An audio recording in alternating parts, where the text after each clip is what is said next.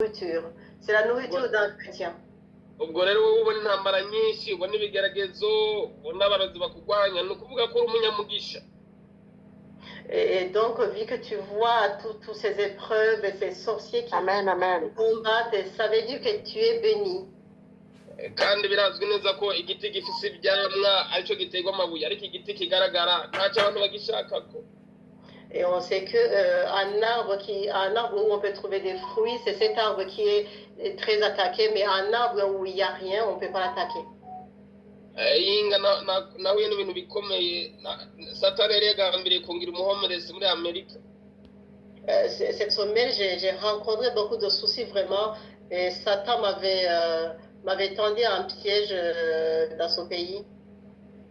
Kuba umuhomerezi sinzi ko hari abariko barabyumva. Kuba umuhomerezi ni nko kuba mayibobo bakakwaka ibyangombwa byose ukaja mu ibarabara ukaja mu muhanda. Ah, d'accord. Ok, donc Satan avait précisément que je sois un sans-abri, quelqu'un qui vit dans la rue, qui n'a rien, quoi. Ariko Yobu niwe yavuze ijambo rikomeye aravuga ngo Uwiteka ntazigera ata umuntu atacumuye. Uwiteka ntazogera gute? Ntazigera ata umuntu atacumuye. Mais Job a dit un grand mot que le Seigneur ne laissera jamais une personne qui n'a pas péché. Ubwo rero ukomeze gukiranuka kubera ko gukiranuka n'igishoro gikomeye. Gukiranuka ni intwaro iremereye ituma umuntu yagusoje intambara abasojera intambara ku Mana abahagurukiye Imana. Abantu ntibagwagurukira umukiranutsi ukumva bakiranukiye Imana uzumve ko bakiranukiye Imana. Donc sois fidèle à Dieu, car si quelqu'un te combat, te cherche, te cause des problèmes, c'est-à-dire qu'il provoque un combat devant le Seigneur parce que tu es un enfant de Dieu. Kubera ko narasomye ijambo ry'Imana riravuga ngo nuko ukora ku mukiranutsi ngo ni nko gusumbura ugakoza agatoki mu mbone y'ijisho ry'Imana.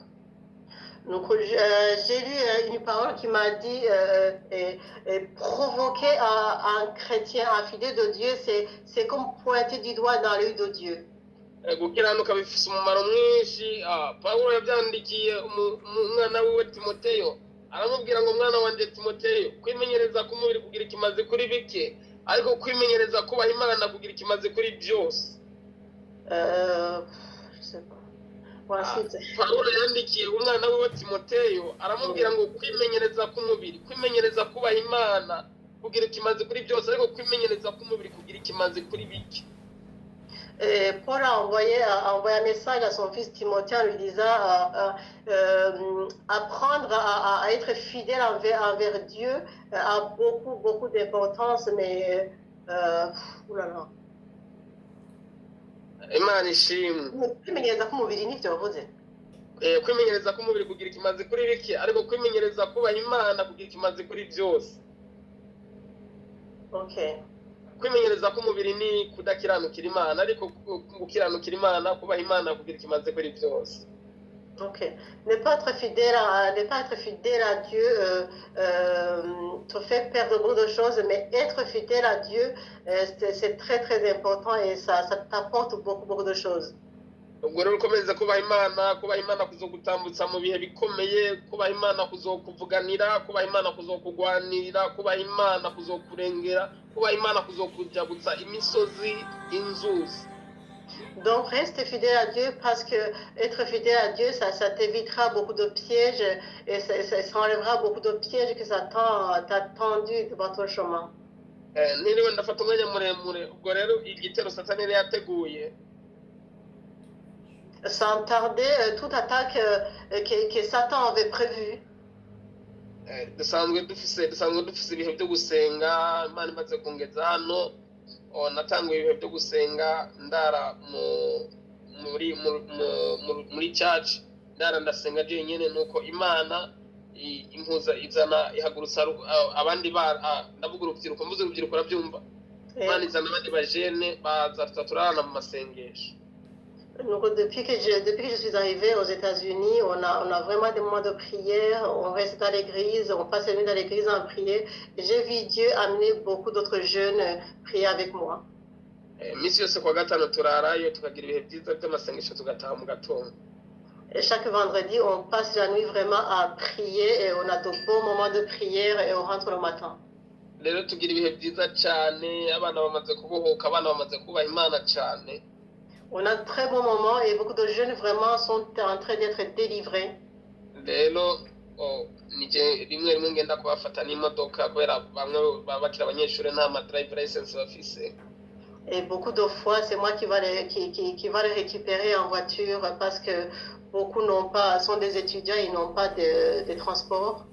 rero mu kwezi kw'icumi imodoka yanjye yari yagize ikibazo iri muri garage. Et au mois de novembre, ma voiture avait un souci, elle était dans le garage. umwe muri abo twasengana umwana twasengana mugaso umwana arakuze azana imodoka yiwe. Elle est d'entre c'est pas un enfant, c'est un grand jeune et il a pris sa voiture. ubwo rero aradutwara mu masengesho nk'uko nari nsanzwe ndabikora mugabo je nibaza ko afite ibyangombwa byose. Et après, il a fait ce que je faisais, il nous a amenés dans la prière. kumbe ntagira icyangombwa na kimwe imodoka ntigira assurance. Vu que je n'ai aucun papier, même ma voiture n'a pas d'assurance. nuko rero turasenga tugira ibihe byiza mu gatondo turataha. Et puis on a prié, on a eu un très bon moment et le matin on est rentré. tugeze mu nzira polisi iraduhagarika. Sur le chemin, la police nous a arrêtés. imaze kuduhagarika wa muhungu ashaka kwiruka ndamubwira nti ntiwirukange hagarara. Le garçon qui était avec moi voulait fuir et je lui ai dit non, reste debout, reste tranquille. nuko rero akoma induru arambwira ati Rome ndagowe nta cyangombwa na kimwe mfise ndagowe tuguze wicare ngaha nicaye tuguze. Après il a crié, il m'a dit Romain j'ai peur, c'est pas possible, ça va pas parce que j'ai pas de papier et je voulais changer de place avec toi. numve ngo nta cyangombwa na kimwe yari afise. Comprenez qu'il avait, mais vraiment il avait aucun papier. kandi ibyo muri Amerika bibaye no kugusubiza iwanyu byihuse. Et ça aux États-Unis quand ils te chopent, vraiment ils te ramènent chez toi. nuko rero numva umwuka arangoberera arambwira ngo bikore. Et le Saint-Esprit à ce moment m'a chuchoté dans les oreilles, il m'a dit fais-le. rero turaguza polisi iraza irambaza ati zana ibyangombwa byawe ndabereka ibyangombwa byanje byose. On a changé de place et puis la police est venue vers moi, elle m'a demandé de montrer mes papiers, j'ai montré tous mes papiers. uretse gatoya mfite akabazo gato mwagurije imodoka igenda. Oya. yari yahagaze. Okay.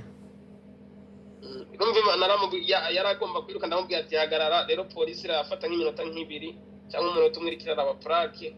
rero muri ako kanya ansimbira ko hano nicaye ariko arakoma induru numva umwuka arambwira ati emera. Le Saint-Esprit m'a dit accepte de changer la place avec ton ami.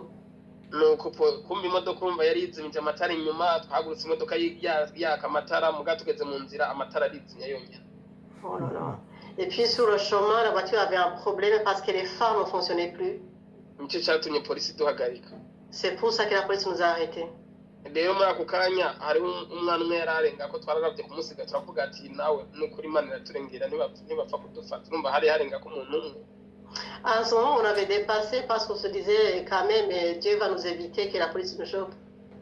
nuko polisi turamusigurira twari dufise igiterane cy'urubyiruko cyari gikomeye cyavuyemo umukozi w'Imana wo mu Rwanda benshi baramuzi yitwa Dr Fidel Masengo benshi muramuzi. Oui, j'ai expliqué à la police. Après, on avait vraiment une grande prière avec beaucoup d'autres jeunes. Et après, on avait aussi une invitée qui s'appelle Dr Masengo, qui venait de voir. ava mu Rwanda hari hasigaye icyumweru kugira ngo icyo giterane kibe. Il restait une semaine pour avoir ce moment de prière.